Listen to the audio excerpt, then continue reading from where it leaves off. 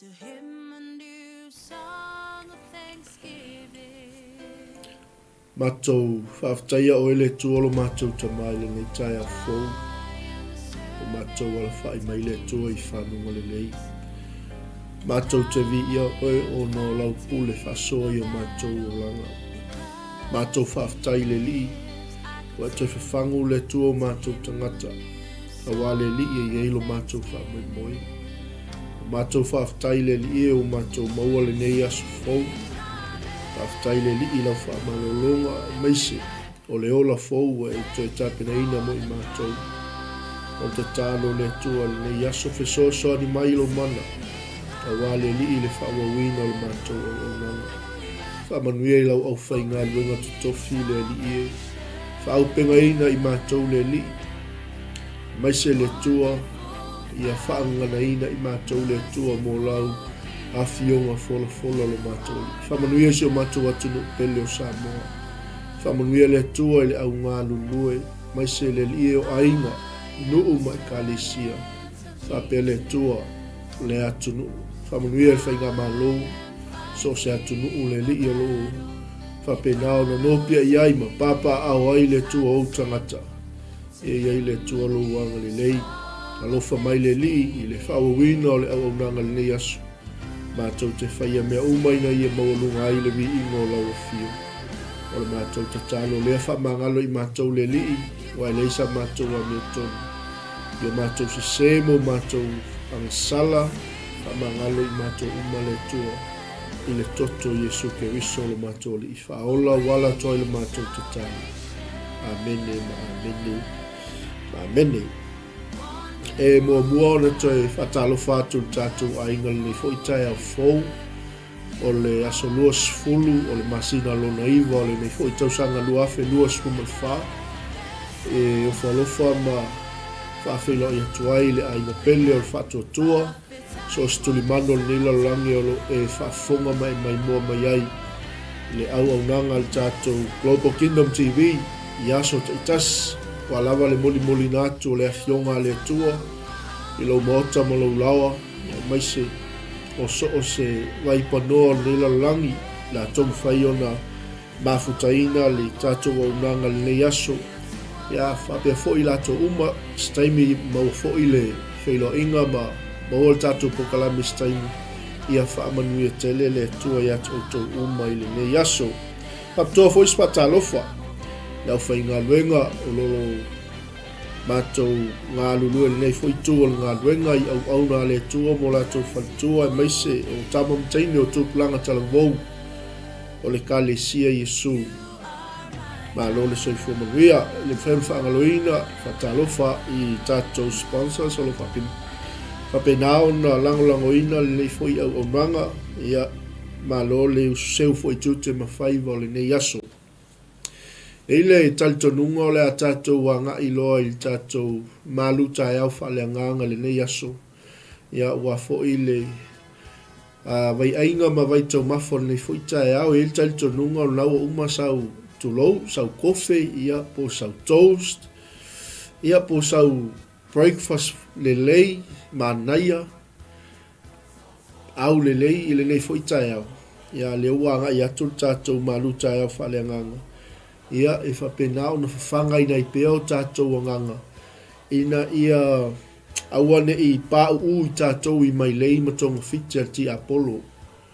Ia melea e whapenao na whamalosi, whasoa, tufa, le fionga le tua. E whamawhana whanaa I le tino ke riso I le upa ia malau whatotua. Ia e whapena foi I so se tovine ma so se auaunanga ia e tasi lava le tātou misiona ia o le tātou o le whaamalusia leo tino ke riso mai se ia longo pea le aupa ia o lo o iai lo tātou whaamoemoeola peo na sila mai lungo le tātou screen le nei taeao ia o lea e te sila mai le tusi o le tusi na lua Peteru e tolu lea o le a ngai atua le tātou Malū-Taeao le nei aso. O se toi whawhangu ma se toi whaamanatu ia te tātou. A wātasi lea ma tā upu. E te tau o na mataala ai le aupa ia ma leo whatuatua. E pei ona apo I mai ai le apostolo o Peteru I le aupa ia ma leu whaatoatua. Ina ia latou fi whaamawhana I o latou loto. Ma ia latou whaamaoni le whaatoatua. Ma ia latou manatu I perofeta pa ia. Ma le au apostolo o na mua I le ngaluenga. O na latou fofola le fala leo o tatou manuia ai. Ina ia la ngona pe o tatou loto. Le ai, o le alava iai lo tatou whamoemoi. A whaila lea e whai maila fionga le atua e iai le au perofeta pa ia. E alo no inga I fo I le au perofeta le pa ia, perofeta pepelo. Ia mele alea la patai mai ai le tatou Malū-Taeao le aso. Se I toi whawhangu ia te I tatou. Ma ia matua I whaamumu I o tatou loto. Wa lata mai le toi a fio mai o le li. O le tatou whaasoana le aso, o le tatou mta upula. O le toi a fio mai o le li. O le savali na muai fola ina mai le au profeto pa ia ma le au apostolo. Le alava wo o mai le taimili nei. O lo whapena o na fefina wa iai le au 𝚗𝚘𝚙𝚢 o le au pa ia ma le au whaatoatua. Ia I le nei fo I mta upu. Ai o se toi whamnatu le mo I tātou. Lea e whai maila fionga le atua. Whapea mai upu le apostolo Peteru. Le au pa ia ma le au whaatoatua. Le au pe lei. O te tusi atu ia te o tou le nei tusi. O ia tusi o te whaamawhana whana atua ia te o tou io o tou loto. Whaamaoni lo whaamanatu atu ia te o tou. Ina ia o tou manatu ai upu na mua I whai mai ai le au perfeta pa ia. Ma le polo a inga ma tou o apostolo a le li I whaaola o Iesu Keriso. E ese le matango fie. E ese ma le au le lei o le afionga le atua. E le se vaenga o le afionga le atua e te whaitau atu e le tala noa mai le atua I a te oi. A leo tātou ia il taeao nei a leo whaamanatu mai e le atua mo tātou I tustusinga le apostolo Peteru le au pe lei. O ai le au pele. O tātou le whanau filifilia le atua. O oe maa o le pele le atua. Le ala whai mai ei upo le apostolo Peteru. Le au pe lei. O te tusi atu ia te o tou le nei tusi. O te whaamawhana whana atua I o tou loto whaamaoni. I lo whaamanatu atu ia te o tou. Ina ia o tou manatu ai. I upu na mua I whai mai ai le au perfeta pa ia. Ngā fola mai ai mai keimi o le au perfeta pa ia ma le au apostolo. Le toi a fio mai. O le tātou ali o Iesu Keriso. Mai tau mai fo I lasa mo le atu no peli. Ia muli ngai mai ale au perfeta ma le au apostolo. Ia lianga perfeta mai ai luma tusa kenesi. Ia le li. O le mela le toi whaamanatu atua ia te I tātou. Leanga le ua whaamanatu mai le apostolo Peteru. I le toi tusi ina mai o le tusi. E whaamawhana whana mai ai le au pele. E whaamawhana whana mai ai le au whaatuatua. E whaamawhana whana mai ai le tino Keriso. Ma whaamanatu mai ai o latou loto whamaon. Ina ia latou manatu. I upu na mua I whai mai ai le au perofeta pa ia. Le eisa perofeta tus pa ia na te lei valo ia. Le toia fio mai o le tātou ali I o Iesu Keriso. Ma le polo a inga ai. Ma le polo a inga le awhai mai Peteru. Ma le polo a inga a mātou o le au perofeta le ali I whaaola o Iesu Keriso. Mai lor vaenga mua le whaamnato le apostolo Peteru. Ua mua. O nai lo le nei mea. O le ale vaenga mua. E o mai o na aso e ngatai. O e tauemu. Mai wa aile i le mānai o le whaamnato le apostolo. Mua. mua mea nei ona I loa e o tou le au pa ia ma le au peli. E o mai aso e ngatai o e tauemu. Lātou te sāva vali e tusa mo lātou lava tui na nau. Amene. Lātou te sāva vali e tusa mo lātou lava tui na nau. E whaapea mai fo I lātou. Oi fea o iai le upu na fola fola I na ai le fio mai o Yesu. Hallelujah. Wa iwa aing tangata whapena I taimine. Wa e whaalongolongo I tangata whapena I taimine. Ia e tali lava e o le fesili.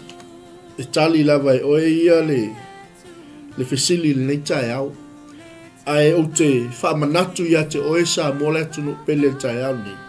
O leo o te whawhangu mai e le fionga le atua mo tātou. E ala I tustusinga le tangata o Peteru.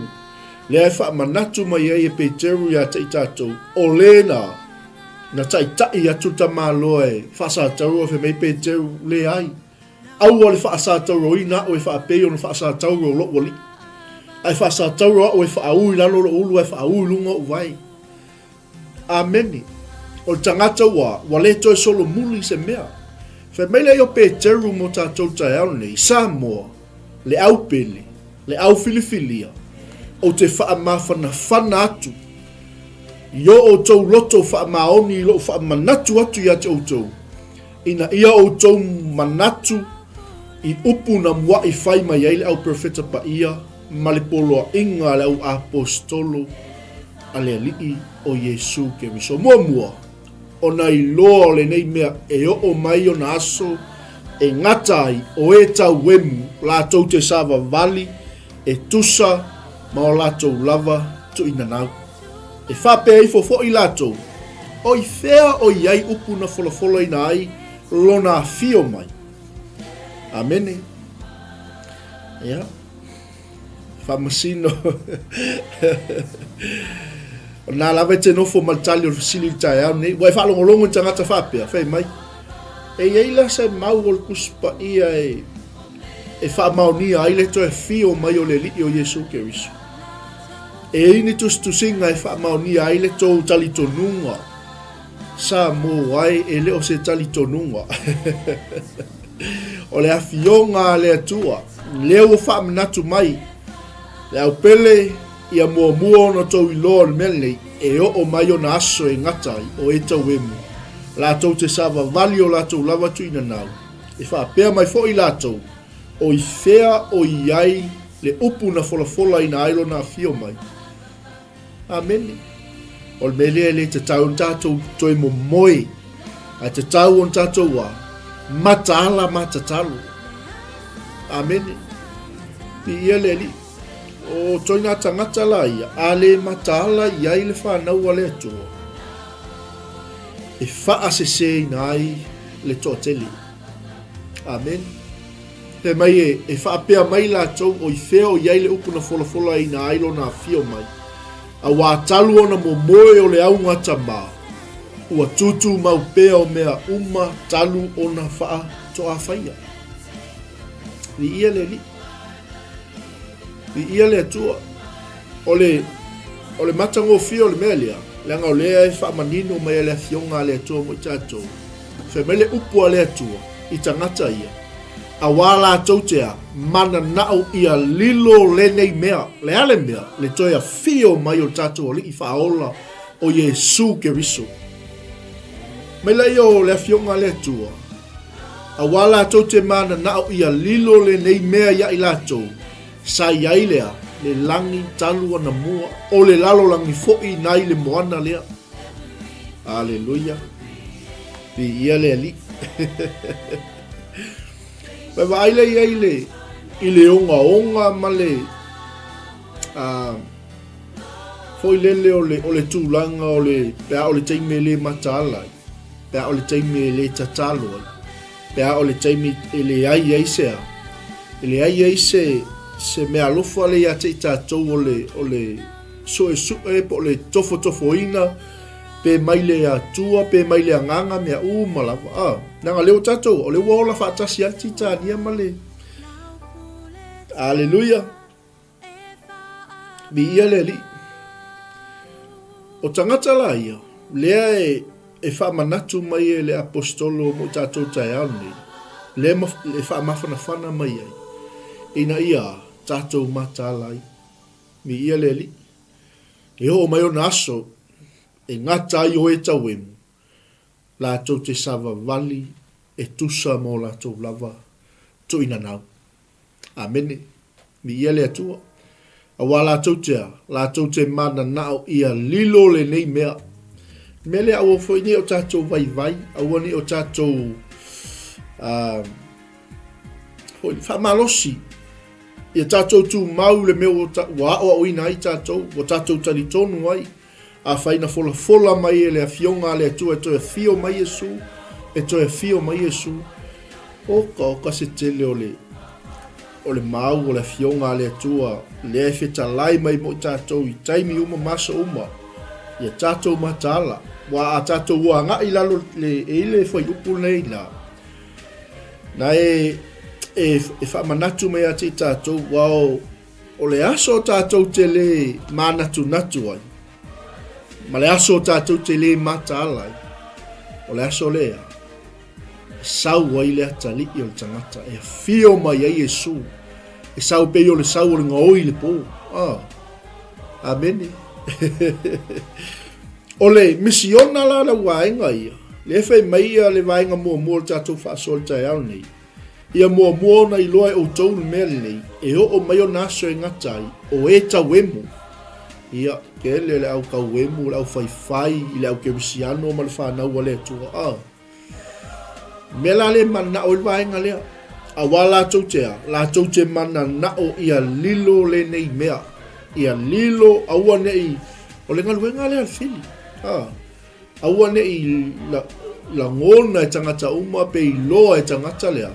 Le toi a fio mai o le li. Lango le aso e toi a fio mai le li. Ia o le aso foi lea e whaumukia i se li ida. Lātou tea, mana nao ia lilo le nei mea. Lea la fei mai lola i o le afionga le tua mo i tātou. O le mea lea, sa wha umatia ai le lalolangi tuwai ina ua lo fia i le vai. A o le langi nei ma le lalolangi. Ua tuu ona o lea lava afionga. Ia tau fia mo le afi i le aso ngata anga. Amen.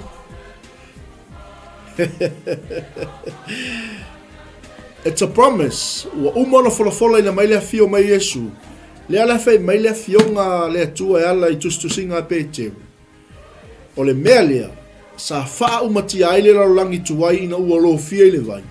A o le langi nei, ma le lalolangi, ua tuu ona o lea lava fionga, ia tau fia mo le aso, ia tau fia mo le afi, i le aso e faa masino ai, ma whano i tangata faa le mata, le kongu i. Amene. Li ia le atua. O le whamanatu nā ma le toi whawhangu nā mo tātou le aso nei, le au pa ia ma le au whatuatua. Ina ia mawhai o nā tātou matala, tātou tatalu, ina ia hao pia whanau i ala o le atua. Whamalosia i lātou, ia lātou malosi le mea le, aua ni whase ina tātou whamele isto e fio mai. Le whai mai wā. O le mea leua, wa tāu fia i mo le afi le aso i wha masino ai, ma whano i tangata wha le mata. Langa le vaenga mua lea leo wha manatu mai e Peteru mo tātou le aso nei. Ina ia mua i loa e tātou mea nei. Ua o mai o na aso e ngatai o e tauemu. Lātou te sava vali le tu ina nau o lātou tino. O le mea la le manga i kamaia. E fia e whaile tu ina nau. Ma awange ia. Ma awange i la ngona e tangata e toa tele. E le toi yaise a fio mai o leli. Ai la tātou i upa Peteru. Whamelo lai o le tonu i tātou. Tusina sila mai lunga tātou screen. Whamelo lai o Peteru. Ai awane i lilo ia te outou. Sa mo le atunu pele. Le au pele. Le au pa ia ma le au whatotua. Ai awane i lilo ia te outou. Le nei me tasi. E tusa i lumo o leli. Le aso e tasi. Ma tau sanga i afe. O le afe fo i o tausanga, e tusa ma le aso e tasi. Wa aila i eile wha manatu. Ameni. Hallelujah. Ai awana ililo ya te o tau. Le atali I ma le afafine o le atua. O le wa umana to tu toi le atua. Tau tino I le atua. O le wa umana o si fea ngainga ma le atua. Le wa wha manatu mai tātou le aso nei. Ai awana ia. Ai awana ililo ya te o tau le nei me tas. E tusa I lumo le li. Le aso e tas. Ma tausanga afe. O le afe fo I o tausanga. E tusa ma le aso e tas. E le fa atua I mai le li I le mea na fola ina mai. Fa peo le manatu a ista ngata I lea. I le fa atua I. Kai pe ila o lau kauemu. Ma la waenga I e fia sava vali le tuina nau o lato lava. E le mai o afea ea. Nga mako whaalonga mako la iki mai au. Mako whaalonga longo awhai mau lato e fio mai Yesu. Lato e fio mai Yesu. Ameni. Leo kako ye fa si unga waso I ngata ai. We are in the tip of the end times. E mai Peteru. Ai aua ne ililo ya te o toule nei me tas Samoa. Leo pa ia ma leo fa totua. E tusa I lumo le atua o le aso I tasi mtausanga I afe. O le afe fo I o tausanga. E tusa ma le aso I tasi. Pei o la le poto. E le isia o ngai e toa tele ai lau whanau.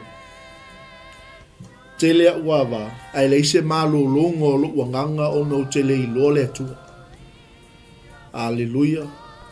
E waenga la ia le fai meltala tuspa ia awala tau te mana nao ia lilo le nei mea. Kaunga sala mo. O le fe au ato ana mea lea. Kaunga sala mo.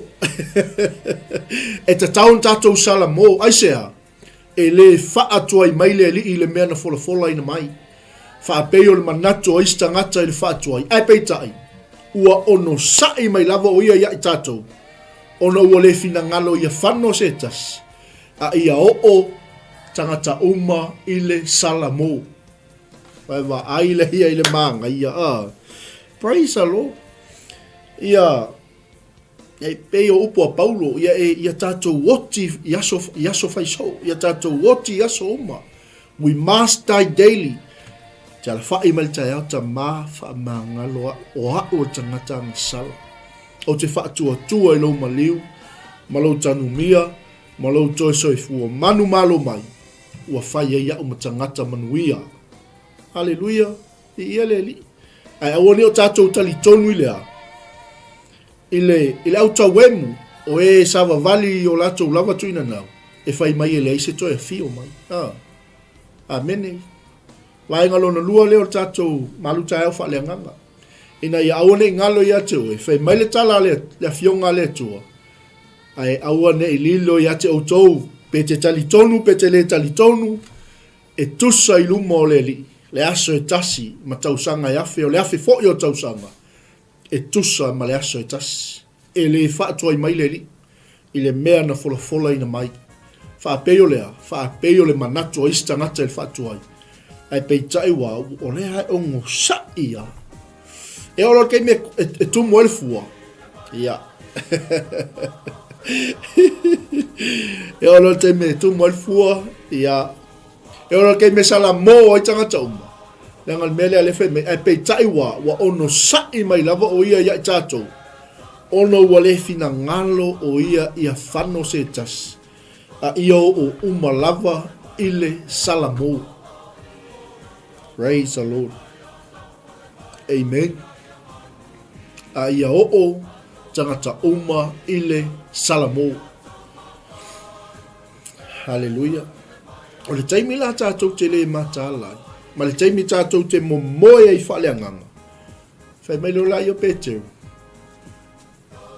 Tātou le matāla. Tātou le tatalu. Mai lo leo Peteru. Ai sau le aso le li I peo se ngaoi le po. Hallelujah. Ai sau le aso le li e peo se ngaoi le po. Hallelujah. E mawai e se ina ai le langi male ngolo teli. e tea ese ai fo i o mea na whaiai na ua mū, o le lalolangi fou, o le lalolangi fo i mga luenga o iai, e susunu ina lava. Fai po spulu, te mo i fai po spulu, Ai le matango fio le mea lea, e ta tauna sala mo i tātou ele i o le aso le li. E kaunga usala mo ele i o le aso le fio mai ai Yesu. E tauna usala mo ele i a fio mai le li, le anga o le aso le li, e sau, pei o se ngaoi le po. O le aso le, le fai mai tuspa ia, e ma vai e se ina ai le langi male ngolo teli, e tea ese ai fo i o mea na whaiai na ua mū, o le lalolangi fo i mga luenga o iai e susunu ina lava. Hallelujah. So we must be alert. It's a tauon tatou matala. We must pray. It's only by prayer. If it's only by prayer we get saved. It's only by faith. E whaolaina i tātou, wana o whaatua tua, e whaolaina i tātou. Ia leli. O mea malai, le tātou te wawa ai atua le taimini, le tamau a inga, ma le matalasi mai o mea. Ale whai mai tala le fionga le atua, e susunu ina lava. E susunu ina lava. Bia le atua. So we must enjoy life and make sure wa usala mo. Hallelujah. Bia le tua femela yo o le fionga le tua. O le nei o le a tea ese nei mea uma. E wha pe fea la o toua mio e te tau wai le a mio le leima le a mio tua. Praise the Lord. O umari ni vai aso li o tala noa me ale fionga le tua i le a mio. Ia le leil tatou wa mio, ia sao tatou wa mio, ia a mio tonu i tatou, ai sea, langa le fai mai le a fionga le atua, o loo wha tali nau watu i au lia mai le aso le atua. Le aso la lea, o le toia fio mai o tupu, o le toia fio mai o tatou o li o Yesu ke viso, o wha tali nau watu i ai. I au lia mai le aso le atua. E tea ese ai le langi ina ua mu. E liu sua vai fo i o mea na whaiai ina ua mu. Ai wha tali i tātou i le langi fou ma le lalo langi fou. Pei o lana na fola mai. E mau ai le ami o tonu. Praise the Lord. E le isa onga bensen mai lunga le apostolo lea. Le ami o le lei. Le ami o tua. Le anga ia, e le aso ia, e tea ese ai o le langi. Ma le lalo langi. E liusu avai fo i o mea na whaiai no ua mu. Ai whaatali lea, le ami o tonu. Ai whaatali tātou le langi fou ma le lalo langi fou. E pei o lana na fola mai. E mau ai le ami o tonu. Aia.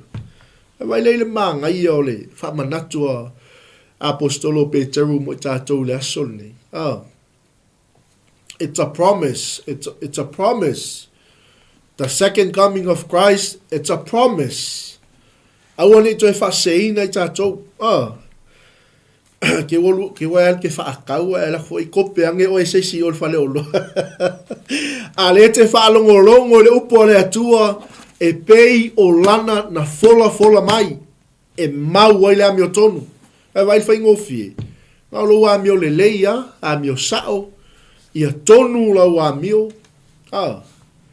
Ia. Ona whapena lea ona tātou mau whatasi mai ai le langi fou ma le lalo langi fou. O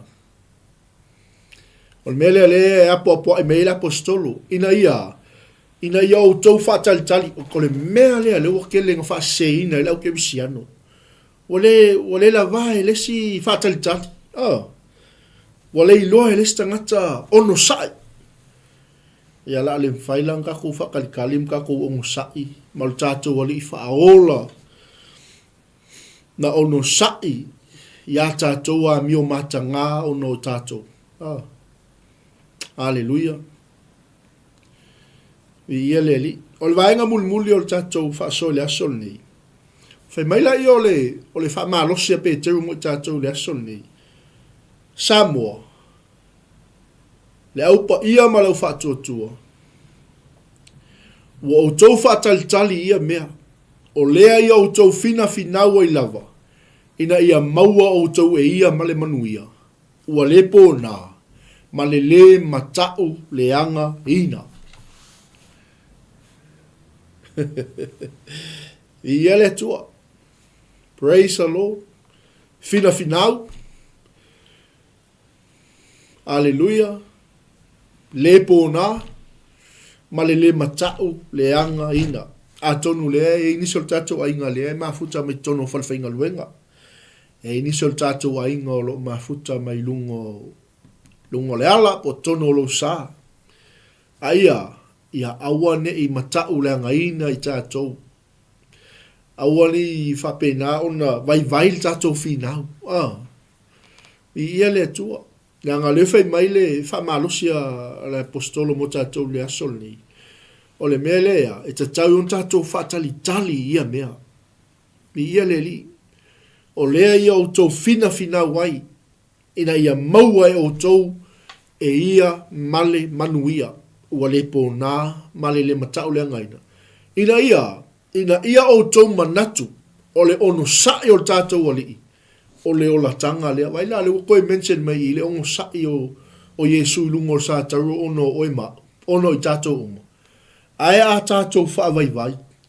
Ai a tatou solo muli ngō fie. Ai a tongi lau solo. O makua mai mau ale ongo sa'i a Yesu lungo sa tauru moa. Amene. I ia le tua. Ia tatou fina finau. Ina ia tatou mau ale manuia. Male le matau le ngaina, male le pōna. Le anga leua. Leua fai mai le fionga le tua. Samoa. Ia o tau manatu. O le ono sa'i o tātou ali, o le ola tanga lea, anga le ono sa'i Yesu, e le mo e tātou whao tanga. Vi ia le ali. Alleluia, vi ia le tua. Meila i o le whao manga o tātou whaasoi le asol nei. E se ma le tāu o le vaenga lea, le anga o le vaenga mua le sa tātou iai. O le mele e au na o wha manatu atu, ma o wha mawhanawhana atu i ate o tau. E ho o mai o na aso, o e tau e sawa vali i o latou lava tu ina nau. Ia tātou fina finau. Ina ia tātou i loa wha tali. E wha whion tātou i loa wha tali. Fina finau. Amene. Awani o tātou wha vai ngō fia ka kōt ke minga skama i mea fo i les. Skama i mea si i runga o lima les. Skama i mea kongi solo. Skama i mea whai mai, o ngau lalo langi o kele ki ngā inga, ngau saulo i le lotu o ki ngā inga lo. Praise the Lord. Ala whawhiang whakusa mai, whatusa mai o tātou ti ngā, male o ona o mea tātou te ui ai, male ono sa'i a Yesu i lungo sa tau. A le ua whanau mai e leo la tanga mo i tātou. Hallelujah. I ia le li. Lefe mai a Peteru, Samoa, ia o tau manatu, o le ono sa'i o tātou alii, o le ola tanga lea. Wha pei ona o tusi atua i ate o tau, e Paulo lo tātou sopele, e tusa ma le poto o fo ina atu i ate ia. Vai wa aile ile maa ngai au le mea lea. O lo tala ina i mea, o iei nisi upu wha matalanga taha. Ua whaawinga e se ina e tangata e le i o ina. Mele auange i wha se ina o e tangata e le i o ina. Tātou, ua umau na o ina i tātou le upu a le atua. Le ise sio kākou e le i o se aunga sa. I ia le atua. Mele auange i wha se ina i tātou. O tātou o tangata o ina. O tātou o oi o tangata poto. Vai le wa mai e Peteru i malonga uso Paulo. Amene. Vi ele tua. Mele o loa. Tala ina ai nei mea. O iei nisi upu wha matalanga tā. Ua whaawinga e se ina e tangata e le i o ina. A saula se si fea kia ke oe le kwa isia fio mai Yesu. Nga ei lo le, o ko meke lo mafau. Oh. Ele ia o ina la tangata le upua le atua. Ele i malama la le li le wing o le fionga le atua le fai mai Peteru. O iai nisi upua e wha matalanga tā, e wha winga e se ina e tangata ele i o ina. Sa ila upa toi ina, alua ku se fea kuia ina e whai le i wakai se silo ulu se la. E awane i latu tangata ele i o ina, whai atu ia te oi, malue lua e mai e mena ia, e saulo e whai mai toa inga, ma ngai e yo si karikongongo fou leo e le koe sea fio mai o Yesu.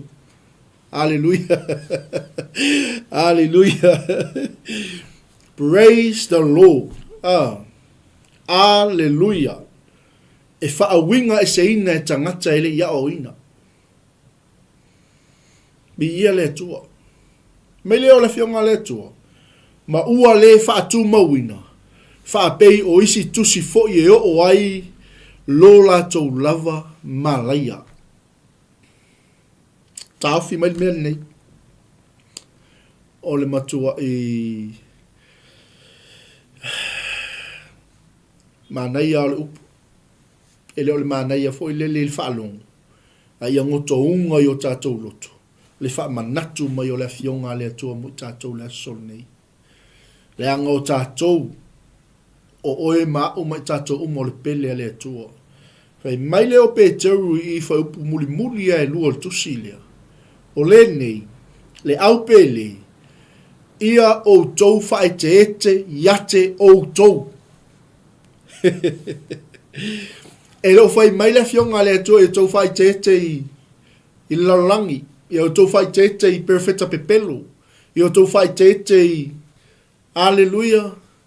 E wha mea, ia o tou whae te ete, iate o tou. Le ale wingo le ngā mea. Whai tau, to anga i whai tau le upua le atua. Ia uange saul perfecta pe pelo. Ka se amen le. Ele alanga i tonu or falsa kalunga loko nga whenua ia mar perfecta pe pelo mai. Wow! Hallelujah! Amen! Wa ke isoi fe aulenga loko le fio fa kali me wole koe fo ia koe fe mai. Fa kwa ui loa leo wa o. Amen. Wa ke isoi ve au ia wa fa i loa mai fo ia le tua o ia kaunga mako wo. Praise the Lord. Hallelujah. Fe mai le o le fionga le tua mo tatou. Le au pele ia o tou fa e te ia te o tou. A wau o mwa i loe o tou. Ne i tai e se ina o tou i le se o e le wha tau pulea. Tau te a, pa u uai i le mea sa o tou tuma wai. Praise God. Amen. It's a reminder for me. It's a reminder for all of us. Ina ia, whai tete. Whai tete o tou ia te o tou. Ia whai tete au ia te au. Pa ila wau ia whesosoani atu tatu a inga le asoni. This is the only truth. This is the only word that will deliver us and that will give us life. Le wingo tala. Ko anga whai kaule upo le atua. A saula perfecta pelo ma lau fasisi. Ma tali tonunga fōi o saul ke mingi. E le fasei na il tangata e to anga whai taule upo le atua. Ai longo fia il tangata e le ko anga whai kaule upo le atua. Anga whai tau ia mare, ma kama woi, kama whio wai ia le fia i o lato lava tuina nau. Anga whai kau ia i whale olo. Hallelujah. Sa ole lei. Amen. Praise the Lord. Aia mua i loa e o tou sa mol nei men nei. Ne i tai e se ina o tou e i le se o e le whaatau pulea. Tau te pa ua i le mea sa o tou tuma wai. Le mea sa o tou tuma wai. Le upu. Like I said today, wa umma na au ina i tātou. ua uma ona vavae e se ina i tātou, ua e tali tonu e toi fio mai Yesu. Amene. Ua e tali tonu e le aso e te loto e whiloa i Malū-Taeao. Praise the Lord. Ua uma. It's a done deal. You believe it. That's it. Ia le alnge i kaimi. O tangata ni tali tonu. Ala wale i kalikong. Praise God. Hallelujah. Melea. Ia whai te o tau ia te o tau. Awana mua i loe o tau. Ne i wha se ina. Ne i tai e se ina o tau e se. Ile se o ele i wha tau pulea. Kama ian mo kua lea lofa. Tau te pā ua i le mea sa o tau. Tu mawai. Now. Le ufa manatu mai le atua mo i tātou. O le toia fio mai o le li. Nei le wha si usi unga. Praise the Lord. Me lo lai o le wha umanga o tātou wha 𝚟𝚑𝚡 nei. Ia au tāpena mai fota mai a fiu mo tātou pokalame ne oli. Ia tu tupu o tau i le alofa tūnoa. Ma le poto. A lo tātou o lii. O lo tātou wha aola leo Yesu ke wiso. Ia te ia le vi inga iona po nei. Ma ia o i le wha wawau.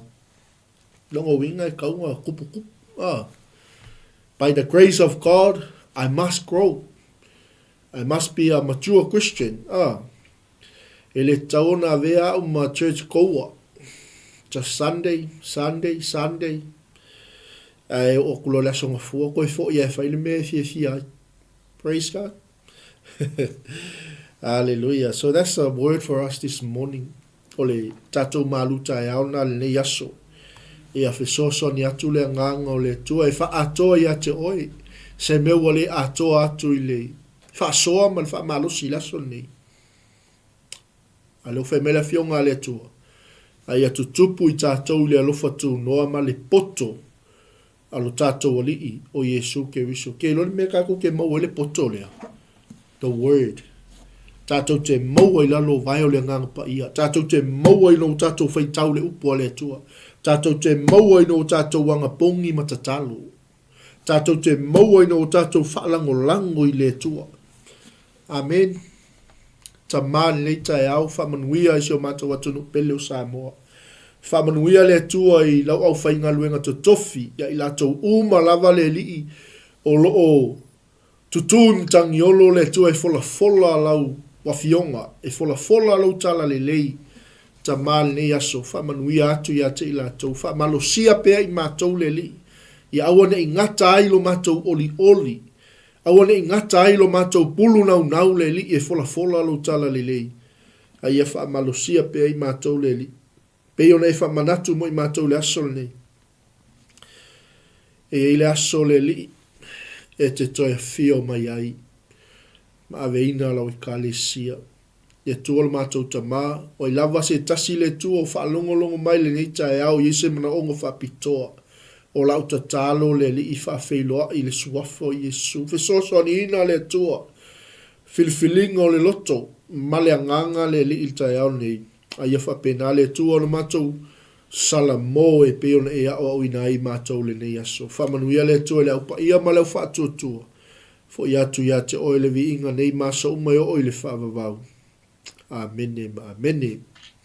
Ia, o le tātou Malū-Taeao Faaleagaga na nei aso sa mo le atunu pele. Ia, e fesosoani fo ia te oe. Ia, awalava le tātou porkalame i whaawau. I lea aso ma lea aso. A ia manuia tele tiute ma whaivo nei aso.